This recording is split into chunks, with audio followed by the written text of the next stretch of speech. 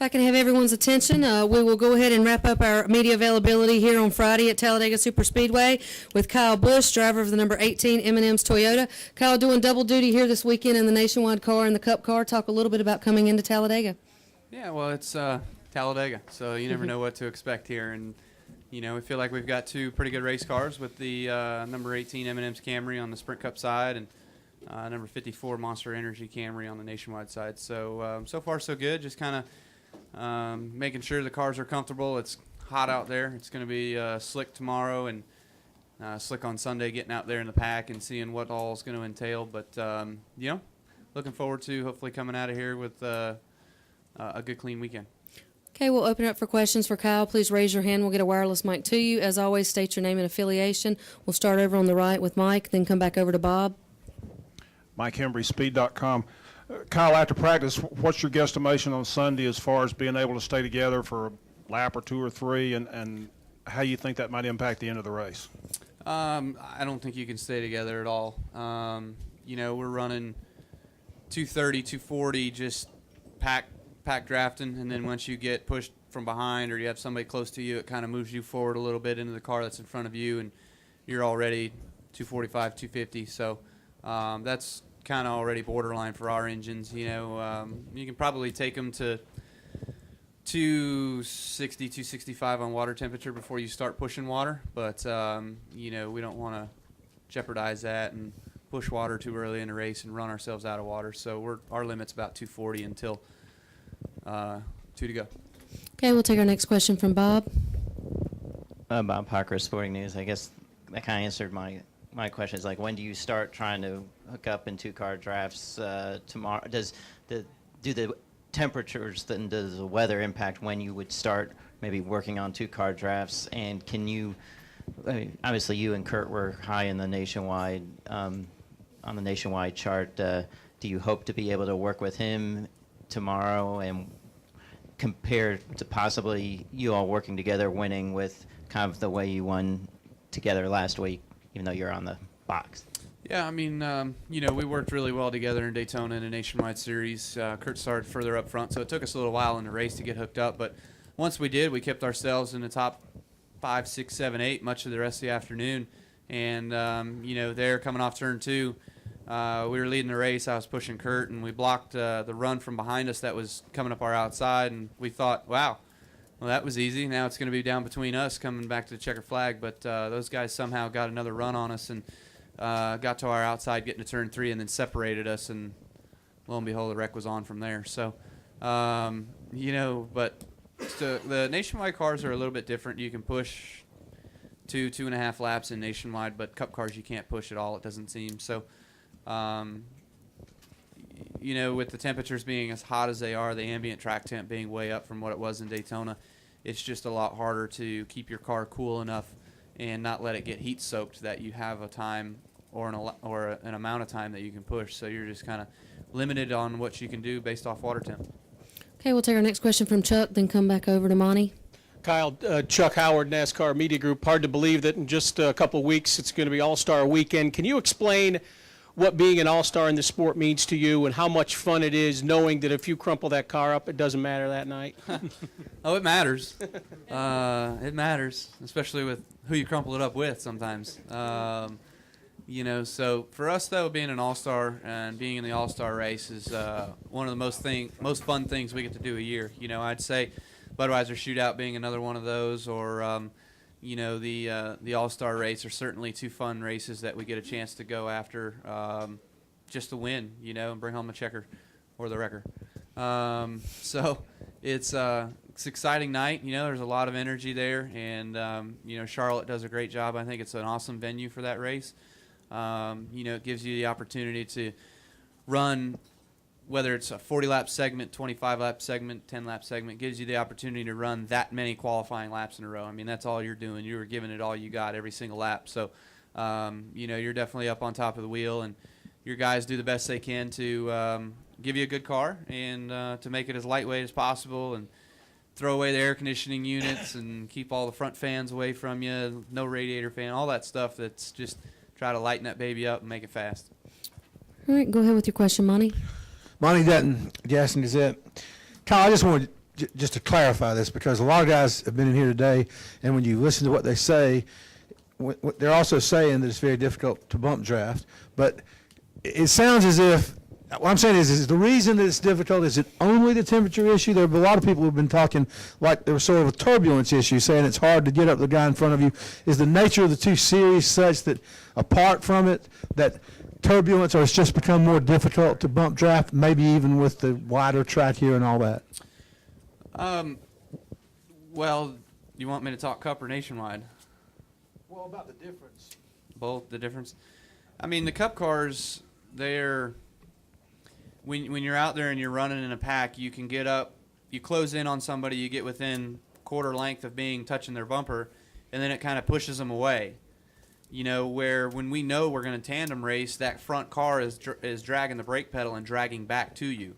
So it's not that it's hard to hook up, it's just it's a different form.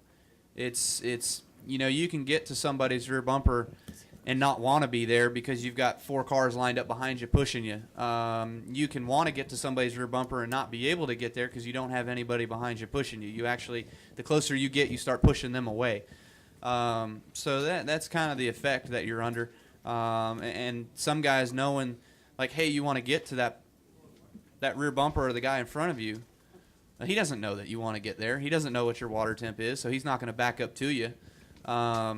You know, because you don't have in-car communications with one another and all that stuff too. So that's all a challenge, and that's why it's, I guess, also difficult to do anymore. It's all kind of just changed. Okay, we'll take our next question here up front, then go over to Bob. Hey, Kyle. Doug Turnbull from WSB Radio. I've been trying to ask different drivers what they've thought about, I guess, the fan perception of late of, are drivers too cautious, or are they actually more aggressive than we see? And I just wanted to hear your thoughts, especially coming from a guy that a lot of people consider aggressive. I guess I'm not quite clear on the question. Just, I guess, simply put, with the lack of yellow flags in the last few races, are drivers being more quote-unquote cautious on the track? Because some fans are saying that's the case.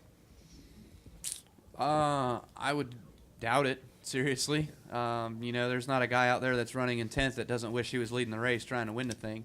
So, you know, it's where you are sometimes. Sometimes it's a track position game, and just not having the best of track position. Sometimes you just don't have the best car, and you're trying to fight off guys that are around you, or you can't get closer to the guy in front of you to pass him. But the lack of cautions is just due to you've got 43 of the best NASCAR stock car drivers in the world that are racing every single weekend. You know, I think the driver talent today is a lot higher than maybe what it was years past sometimes. I mean, sure, you had the greats at one point on the racetrack, but there was probably 5, 8, 10 of them at a time, where now you've got, I mean, there's legitimately 22, 25 drivers that can win every week, and there's probably 30 teams that can win every week, you know? So it's just all relative to how it all goes together, who works the best with their crew chief, who gets the best handling car that day.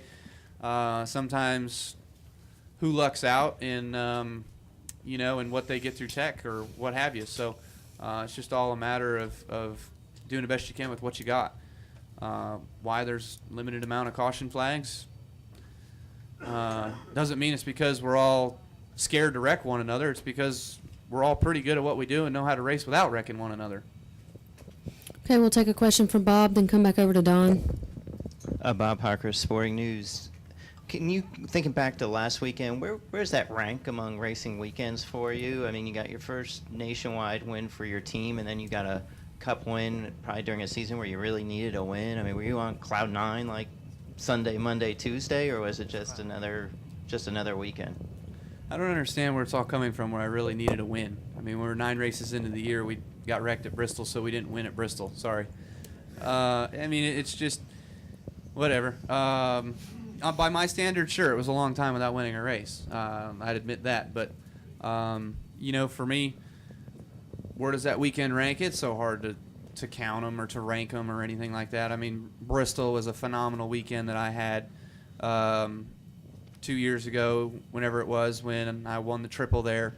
Winning my first nationwide race ever at Richmond, or winning my first Cup race at California. I mean, there's been a lot of milestones and accomplishments or achievements that I've been able to have in NASCAR racing. And to rank them is especially tough, but that's certainly a very memorable one, a very special one. One that I'd like to never forget. Okay, we'll take a question from Don. Kyle, Don Coble from Morris News Service. How would you describe your game plan for today's practices? Nobody ran a lot of laps, and everybody seemed to be careful. You didn't have huge packs. I mean, describe the plan for today. It's different for everybody, but for us it was just kind of go out there, definitely get in the first pack, because the first pack's always the biggest, so you got to be ready when practice first starts, and just kind of feel out your car, see what it's doing. Is it into the racetrack? Is it on top of the racetrack? Are you sliding around too much? We knew the heat this weekend was going to be something that we'd have to look for with engine temperature as well as just tire temperatures and kind of sliding around. Track surface is another year older, so all that stuff. But, you just kind of figure out how your car's driving and work on it from there. And then, we had some things that we wanted to continue to try to feel out and get better with, so we ran some of the second session where other guys felt like they were good in the first one and just quit. You definitely don't want to take a chance of wrecking your car. You don't want to be put in a weird spot out there and, have somebody get together in front of you and you drive into it and crash a race car. So I'm glad the practice was good for everybody, that, it didn't seem like, from my knowledge, anybody wrecked, so that's cool. Final questions for Kyle? We'll take one from Claire, then go over to Mike. Didn't you have an issue with air in your helmet a week ago or something? And given the heat, is that something that you're worried about, that they get that straightened out? Because that would be awful to have it be 95 degrees in the shade and no air coming into your helmet. Yeah, it would be. So we had it kind of was going in and out at Kansas a little bit. We tried something last week. It didn't work at all, period. So it's a good thing it was a cool night in Richmond, so that was really nice. And now you come here, you definitely don't want to have any issues here at Talladega. Although you're not so strained physically, you are mentally. And, you definitely want to stay refreshed as best you can throughout a race in 150-degree cockpit temperature. So you definitely want it working, and so far today it was good. Okay, final question from Mike. Mike Muller, MikeMuller.net. The way around rule, is that something we ought to get rid of? I mean, we put the leader Hell out front. no. Hell Well, I know no. every driver's going to say that because you always get a break out of that thing, but it's like socialized racing. Put the leader of the racetrack in the middle of the field like he's supposed to be. No. You don't like that idea at all? You don't think it we would make... had that, and it was stupid because we looked. They had it at for like 50 years, didn't they? Yeah, and it was stupid because For we're 50 watching years. lap down cars take the green flag as the leader, and the leader's actually in the back of the pack. It was the most confusing thing we ever seen. Oh, well, it was sort of rather confusing last week, wasn't it? Hell no. I understood everything perfectly. All you got to do is pay attention to the driver's meeting. They have the one long driver's meeting at the beginning of the year that tells you everything, how it's all laid out. About this car goes in front of that car, and when you're 2 laps down, when you're 1 lap down, all that stuff. If you want to replay it, I'm sure the NASCAR hauler will give you a video of it so you can understand it yourself. But maybe some other drivers need it a couple more times a year, too, to understand it all. I bet you they'll replay it tomorrow. That would be funny. I don't think anybody in this room can top that. So with that, Kyle, good luck this weekend, tomorrow, and Sunday. Thank you for your time.